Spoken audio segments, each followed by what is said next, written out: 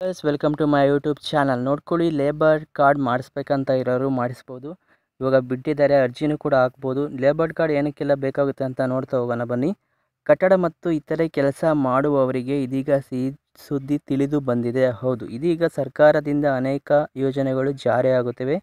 ಈ ಎಲ್ಲ ಪ್ರಯೋಜನಗಳಿಗೆ ಮಹಿಳೆಯರಿಗೆ, ಬಡವರಿಗೆ ಮತ್ತು ಆರ್ಥಿಕ ಪರಿಸ್ಥಿತಿಯಲ್ಲಿ ಹಿಂದುಳಿದಿರುವ ಸರ್ಕಾರದಿಂದ ಸಿಗುವ ಎಲ್ಲ ಪ್ರಯೋಜನಗಳು, ಸಾಲ ಸೌಲಭ್ಯಗಳು ಬಹಳ ಉಪಯೋಗವಾಗಿವೆ.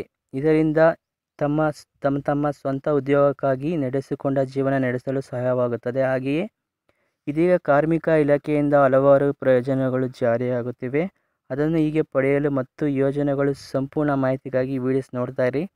ಲೇಬರ್ ಕಾರ್ಡ್ ಪಡೆಯಲು ನೋಂದಣಿ ಕಡ್ಡಾಯ. ಕಾರ್ಮಿಕ ಇಲಾಖೆಯಿಂದ ದೊರೆತಿರುವ ಈ ಪ್ರಯೋಜನಗಳು ಬಹಳಷ್ಟು ಜನರಿಗೆ ಉಪಯೋಗವಾಗಲಿ. ಹಾಗೆಯೇ ಸರ್ಕಾರದಿಂದ ದೊರೆಯುವ ಈ ಸೌಲಭ್ಯಗಳು ಪಡೆಯಲು ಕಾರ್ಮಿಕರು ಅಥವಾ ಅರ್ಹ ಅಭ್ಯರ್ಥಿ ಲೇಬರ್ ಕಾರ್ಡ್ ಅನ್ನು ಹೊಂದಿರಬೇಕು.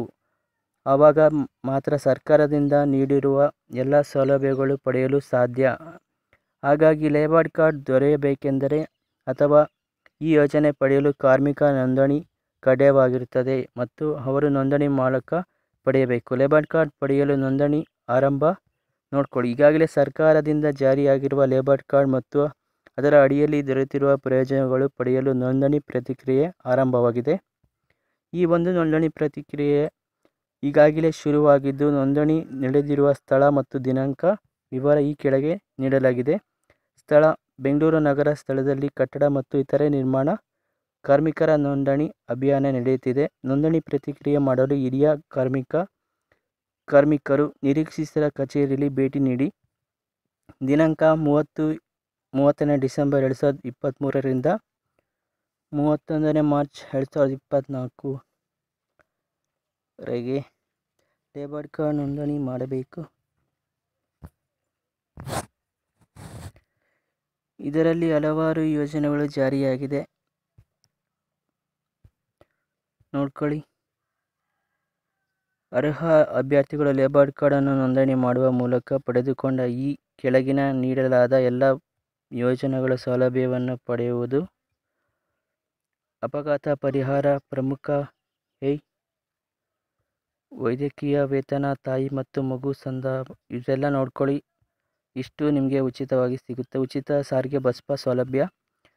ಲೇಬರ್ ಕಾರ್ಡ್ ಪಡೆಯಲು ಇರಬೇಕಾದ ಅರ್ಹತೆ ಕ್ವಾಲಿಫಿಕೇಷನ್ ನೋಡ್ಕೊಳ್ಳಿ. ಲೇಬರ್ ಕಾರ್ಡ್ ಅನ್ನು ಪಡೆಯುವ ಅಥವಾ ನೋಂದಣಿ ಮಾಡುವ ಮೂಲಕ ಮೊದಲು 12 ತಿಂಗಳು ಕಟ್ಟಡ ಮತ್ತು ಇತರೆ ನಿರ್ಮಾಣ ಕಾಮಗಾರಿಯಲ್ಲಿ ಕನಿಷ್ಠ 90 ದಿನಗಳ ಕೆಲಸ ಮಾಡಿರಬೇಕು. ಹಾಗಾದರೆ ಮಾತ್ರ ಅವರಿಗೆ ಸರ್ಕಾರದಿಂದ ದೊರೆಯುವ ಈ ಪ್ರಯೋಜನವನ್ನು ಪಡೆಯಲು ಸಾಧ್ಯ. ಲೇಬರ್ ಕಾರ್ಡ್ ಪಡೆಯಲು ಇರಬೇಕಾದ ಏಜ್ ಲಿಮಿಟ್: ಕಟ್ಟಡ ಮತ್ತು ಇತರೆ ನಿರ್ಮಾಣ ಕಾರ್ಮಿಕ ಮಂಡಳಿಯಲ್ಲಿ ನೋಂದಣಿಯಾಗಲು 18 ರಿಂದ 60 ವರ್ಷ ಆಗಿರಬೇಕು. 90 ದಿನಗಳ ಉದ್ಯೋಗ ದೃಢೀಕರಣ ಪತ್ರ, ಅರ್ಜಿದಾರರ ಹಾಗೂ ಅವಲಂಬಿತರ ಕಾರ್ಡ್ ಪ್ರತಿ, ಅರ್ಜಿದಾರರ ಬ್ಯಾಂಕ್ ಪಾಸ್ಬುಕ್, ಅರ್ಜಿದಾರರ ಆಧಾರ್ ಲಿಂಕ್ ಇರುವ ನಂಬರ್, ಇವೆರಡು ಇದ್ದರೆ ಸಾಕು. ನೋಡ್ಕೊಳ್ಳಿ. ನೋಂದಣಿ ಪ್ರಕ್ರಿಯೆ ನಿಮಗೆ ಹೆಚ್ಚಿನ ಮಾಹಿತಿ ಬೇಕೆಂದರೆ ಕಾರ್ಮಿಕ ಅಧಿಕಾರಿಗಳು, ಹಿರಿಯ ಕಾರ್ಮಿಕ ನಿರೀಕ್ಷಕರು, ಸಂಪರ್ಕಿಸಿ. ಚುನಾವಣೆ ಅಂಕೆ 155 ಕರೆ ಮಾಡಿ. ಈ ನಂಬರ್ಗೆ ಕರೆ ಮಾಡಿ ತಿಳ್ಕೊಳ್ಳಿ. ಇದೇ ರೀತಿ ಈ ವೆಬ್ಸೈಟ್ಗೆ ಹೋಗ್ಬಿಟ್ಟು ಅರ್ಜಿನ ಹಾಕಿ. ನೋಡ್ಕೊಳ್ಳಿ.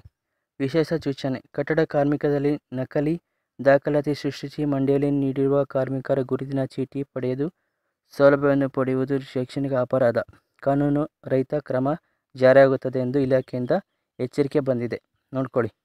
ಇದೇ ರೀತಿ ನೋಡ್ತಾ ಇರಿ. Thank you for watching this video. Take care. Bye.